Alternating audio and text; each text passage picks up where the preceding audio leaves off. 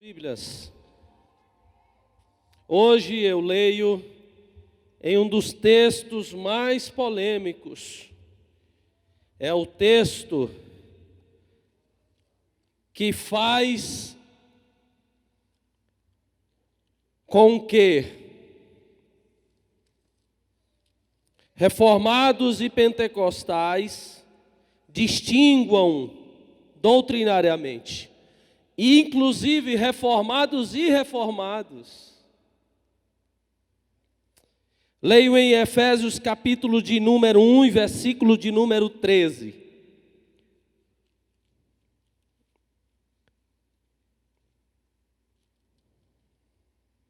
Efésios capítulo de número 1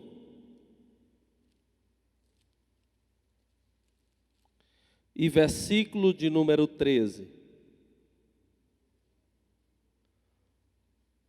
Agora vocês já ouviram a verdade, as boas novas da salvação. E quando creram em Jesus Cristo, Ele colocou sobre vocês o selo do Espírito Santo que havia prometido.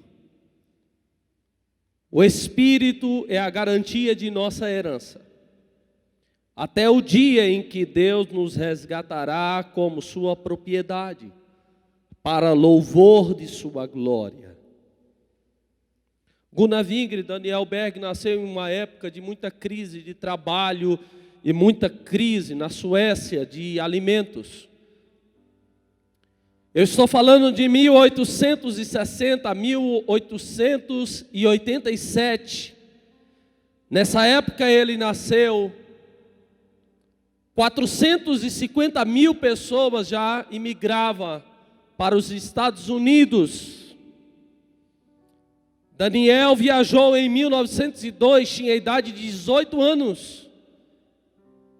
Gunnar, ano seguinte, 1903, com 24 anos de idade.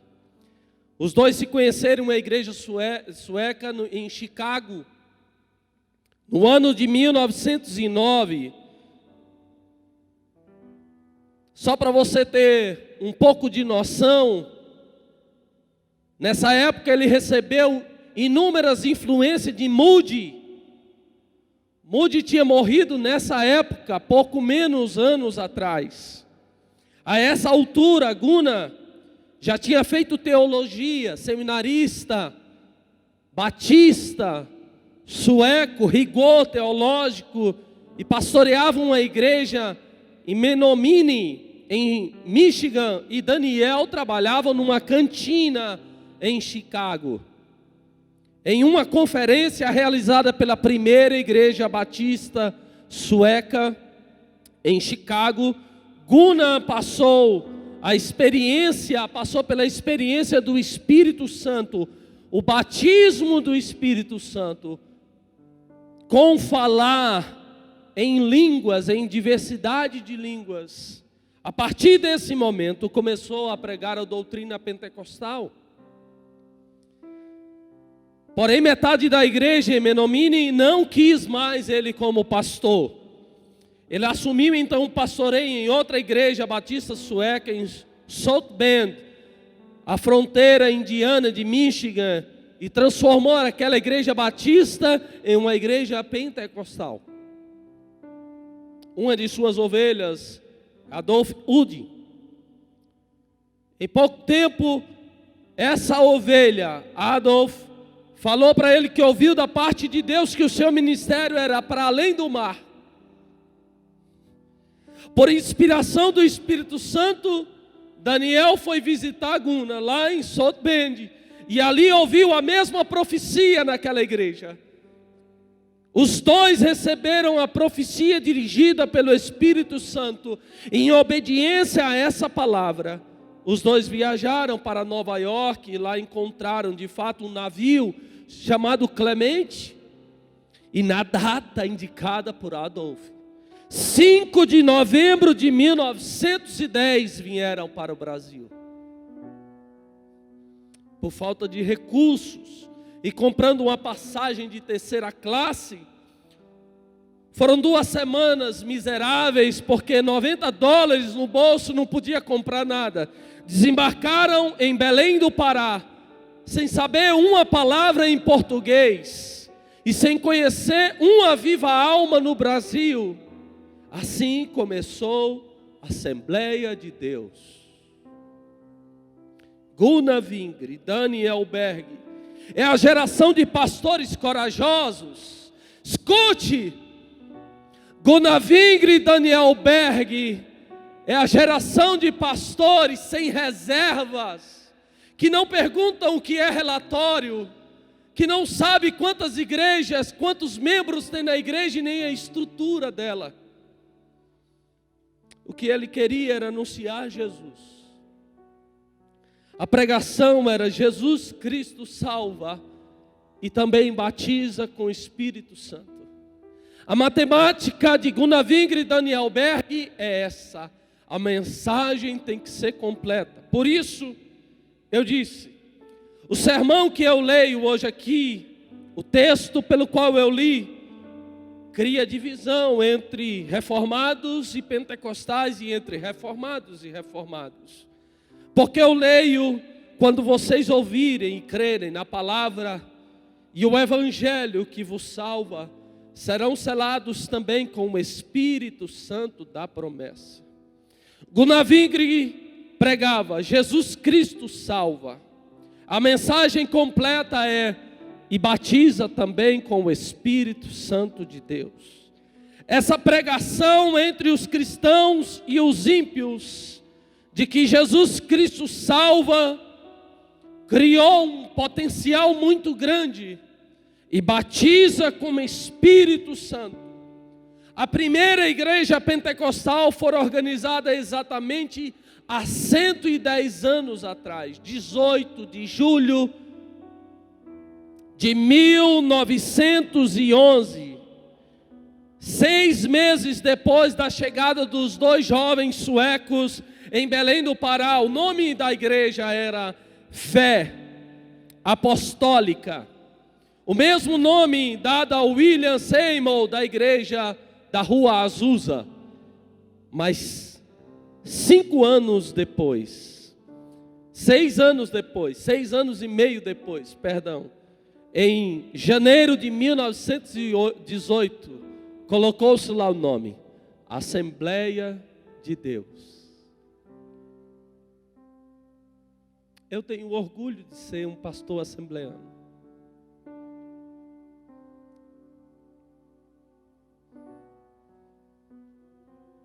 Porque eu posso pregar a verdade aqui. Quando vocês ouviram e creram na palavra da verdade,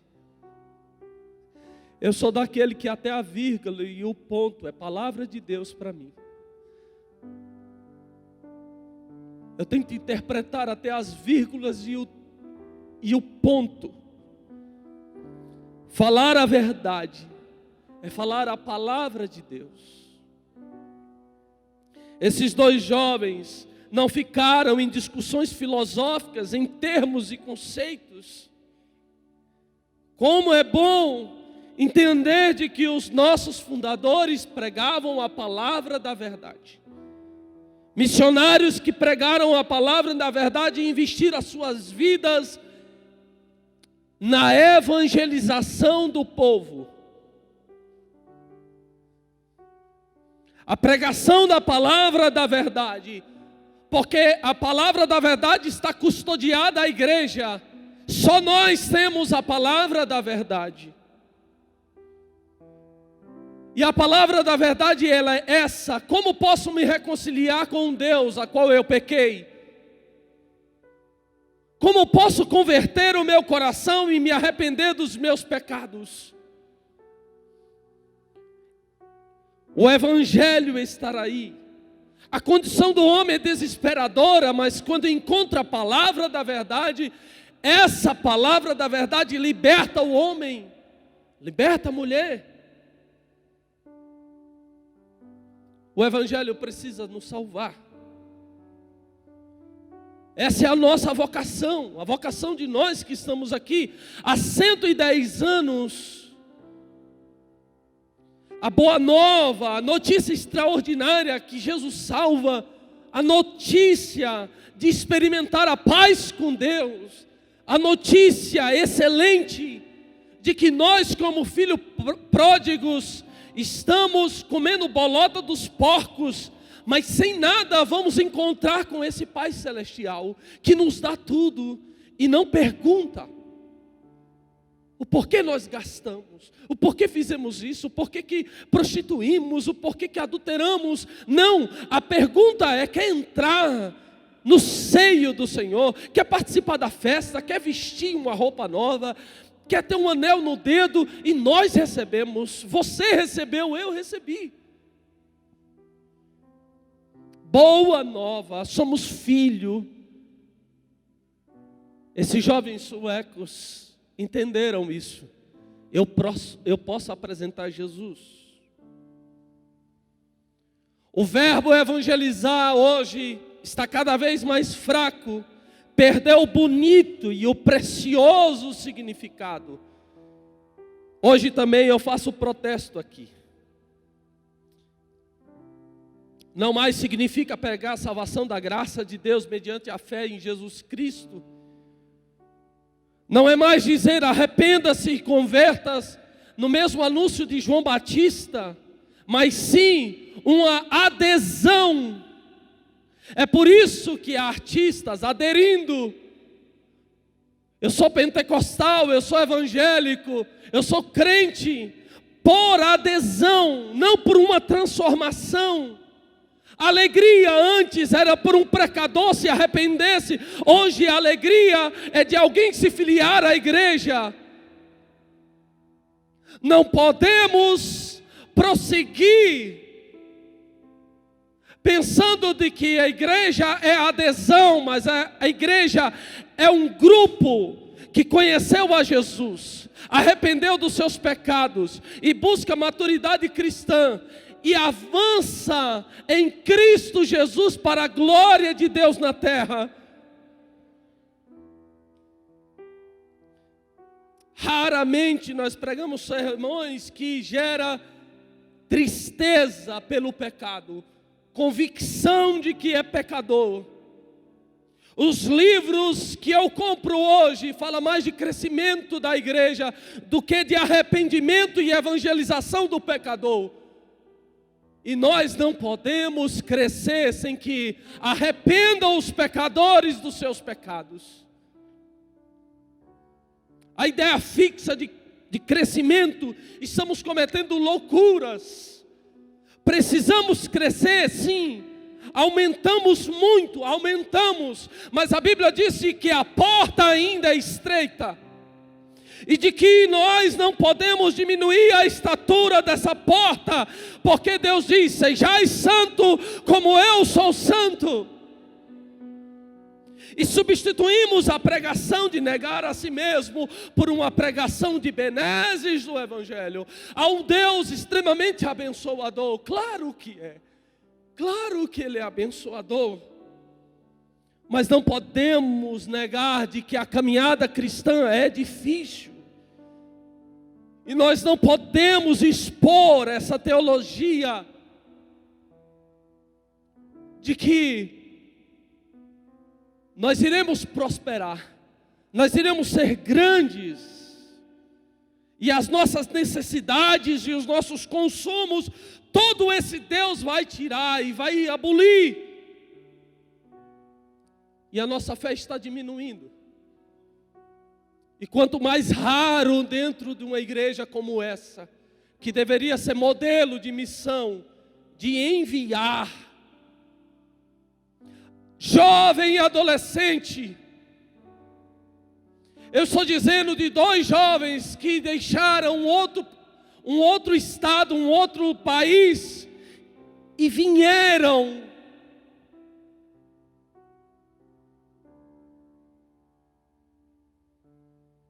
sem ninguém, sem conhecer uma língua, pregar o Evangelho, apresentar Cristo. A receita que nós estamos dando, os ingredientes para os adolescentes, é de que o Evangelho não mais gera sofrimento, e o Evangelho gera sofrimento. É duro, é difícil, mas essa é a vocação. A galera do TikTok, a galera do Instagram e do Facebook, das redes sociais, do WhatsApp, escutem, o Evangelho é pessoal. O Evangelho é pessoal, de transformação de vida.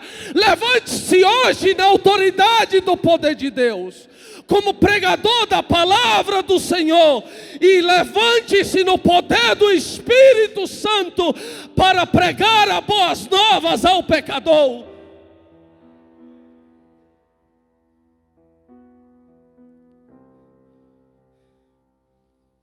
Um dos prazeres, um dos maiores alegrias que eu vi foi o meu filho na terça-feira dizer que queria ser um pastor.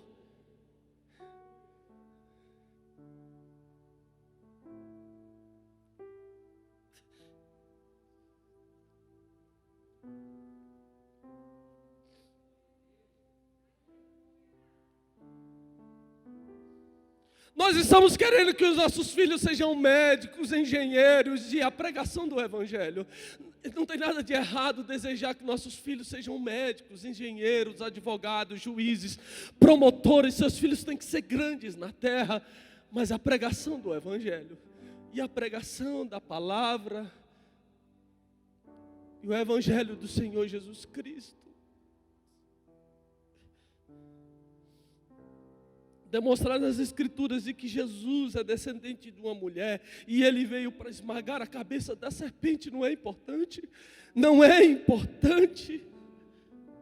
De que o pecador do paraíso perdido de Gênesis é o pecador recuperado por Jesus Cristo, e de que esse vai um dia voltar para o paraíso celestial, segundo o Apocalipse. Essa mensagem não é importante para a terra? Essa mensagem não é importante? De que a desgraça provocada pelo primeiro Adão veio pela graça do segundo Adão, por intermédio de Jesus Cristo. De que a história é tirada da história da perdição à história da redenção. De que nós temos a salvação, a justificação em Cristo Jesus.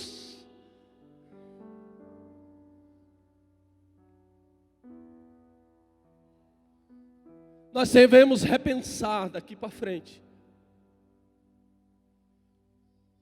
Porque a paixão pela cruz, pela sexta, pelo domingo de manhã precisa se reacender.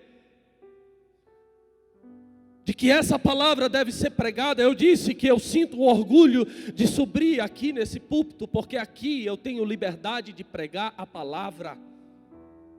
Ninguém nunca me ligou para dizer: não pregue assim, não pregue dessa forma, não pregue desse jeito. Nunca eu recebi uma ligação na Assembleia de Deus. As ondas do mar, os naufrágios da vida, nós podemos dizer para o pecador: existe sim alguém que entra no barco e tira você desse caos. Mostrar a beleza de Jesus Cristo com a sabedoria, com a emoção, com vigor físico, com inteligência, com profunda convicção. Isso não é bonito? Eu convido a você, pai, hoje aqui, a pensar nos seus filhos como pregadores do Evangelho. A vocês investirem em livros para os seus filhos. Eu convido a vocês, para vocês apresentar a Bíblia Sagrada. Os dois jovens conheceram a Bíblia Sagrada, a verdade e o Evangelho, e pregavam um selo. Daqui eu disse: divide os reformados e reformados e pentecostais. Porque alguns dizem que o selo é concomitante à conversão e outros dizem é posterior à conversão. A experiência com o Espírito Santo, com o batismo, ao meu ver, é uma experiência pós-conversão. nós conhecemos a Cristo. E depois, e quem me ensina isso é Moody, é Dr. Martin Lloyd Jones. Quem me ensina isso são homens que tiveram experiências com Deus, e eu também tive. O batismo no Espírito Santo, nesse contexto de uma pregação pura e verdadeira, transforma a sociedade, porque não existe igreja se ela não for pentecostal.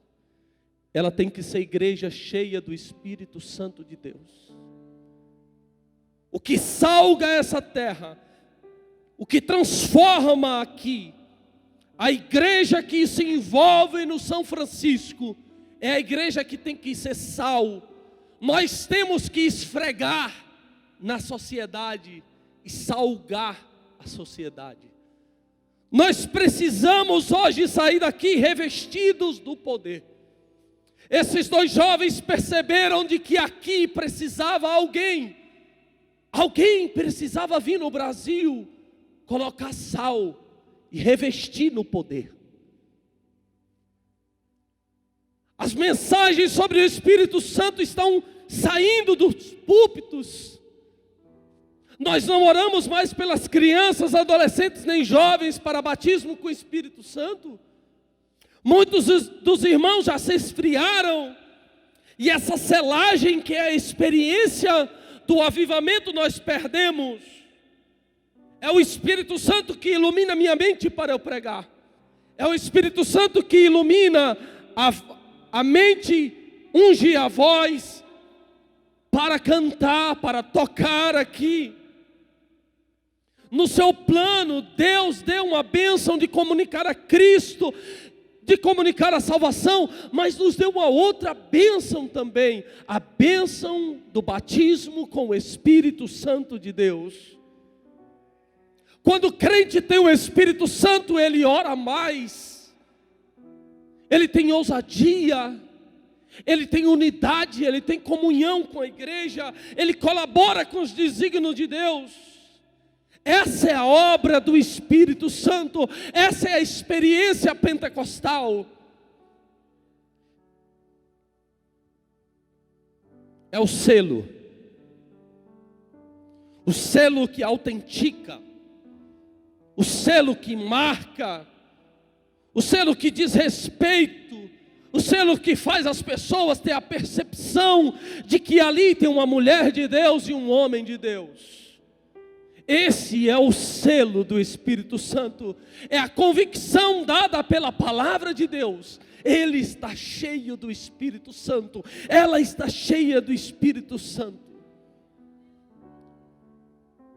Hoje eu quero que você busque o batismo com o Espírito Santo na sua vida. Detectar o fruto do Espírito e pedir: eu quero ser batizado. É assim que eu creio. Normalmente eu termino os sermões sem fazer apelos. Mas hoje eu falo como um bom assembleano. Eu quero convidar você que está sentado, que você está dizendo assim: pastor, eu quero sentir esse Espírito Santo sobre a minha vida. Você vai vir aqui. Você vai sair do seu lugar. Se você me ouve hoje aqui, e você está dizendo: sim, eu sei, eu sou salvo em Jesus. Eu tenho convicção do Evangelho na minha vida. Mas eu quero ser batizado com o Espírito Santo. Vem aqui na frente.